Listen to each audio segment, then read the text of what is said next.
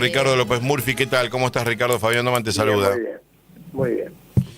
Ricardo, ¿qué te parece esto del fondo? Porque viste que los bonos hoy no están recuperándose, algunos dólares financieros suben, como que no se generó ese clima positivo post anuncio del fondo. Yo creo que ninguno de nosotros sabe la composición del programa, las características y lo que implica. Así que yo creo que acá estamos como Tomás, queríamos meter la mano en la herida antes de creer. ¿Se acuerdan con el Evangelio? Santo Tomás se para cuando Jesús vuelve de la resurrección y duda de las heridas de la cruz para ver si es Jesús. Exactamente, acá estamos con la incredulidad de Tomás, queremos meter la mano en la herida para ver si son ciertos. Y eso yo creo que revela un problema no solo de Argentina, la situación mundial es muy delicada y en ese contexto a mí me parece lógico que haya una gran ansiedad e incertidumbre. ¿Qué es lo que para vos genera más dudas? La plata, pero por sobre todo el nuevo régimen cambiario, si es que lo hay. Yo creo que tiene que haber un cambio dramático en el régimen cambiario y monetario. Eso fue lo que llevó a la crisis y me parece que es evidente que eso no es sostenible. Pero bueno, yo no conozco el acuerdo, no sé qué prevé para eso y qué es lo que está implícito en el acuerdo. No lo sé, esa es la verdad.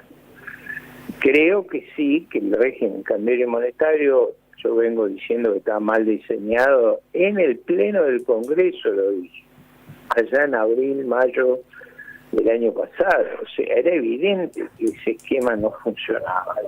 Bueno, nos llevó, a pesar de buenas noticias como fue el blanqueo, nos llevó a una crisis. Y te hago esta pregunta, Ricardo, con la experiencia que vos tenés en los manejos de la cosa pública, como se decía antes. ¿Es muy difícil en un gobierno en medio de una crisis cambiar una idea?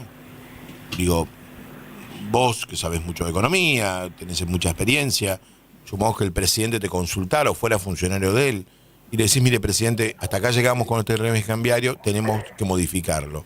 Cuando se producen esos diálogos, ¿es muy difícil a un presidente cambiar una idea? En general, la experiencia de marzo del 2001 revela que se rehúye a enfrentar los problemas, o sea, no es fácil enfrentar los problemas. Yo en aquel momento señalaba que si no enfrentábamos los problemas, la crisis que iba a venir, que vino 9 meses después, iba a ser de una envergadura que no solo iba a comprometer al gobierno, sino a las fuerzas políticas que lo respaldaban. Las dos fuerzas que lo respaldaban colapsaron, desaparecieron. Yo creo que a veces es muy... reconocer la realidad y la adversidad es muy difícil. En la vida humana y en el gobierno más. A mí me parece que hay que ser realista sobre eso, sobre todo con la crisis internacional que enfrentamos. O sea, la crisis es una crisis de una inmensidad que yo no recuerdo. Creo que es un error haber ido al revés de lo que habíamos ido los últimos 80 años en el mundo. Yo creo que se había progresado enormemente. Pero bueno, eso es un dato de la realidad. Y frente a eso, Argentina tiene que tener, me parece a mí, una holgura externa muy grande. Que no la tiene. Que no la tiene, pero que es vital que la repongamos. Y eso, sí, no solo Argentina, digo, yo creo que América Latina, sobre todo los países que están más cercanos a Estados Unidos, van a sufrir mucho, van a tener que ser conscientes de que en esas circunstancias depender de los flujos de capital a nivel mundial va a ser complicado. Ahora también es cierto que si logramos mantener el orden y reorganizarnos como las legiones romanas, es cierto, va a haber más inflación a nivel mundial, nosotros tenemos que superar las deudas a tasas muy bajas, eso nos va a dar un espacio a largo plazo muy grande de maniobra.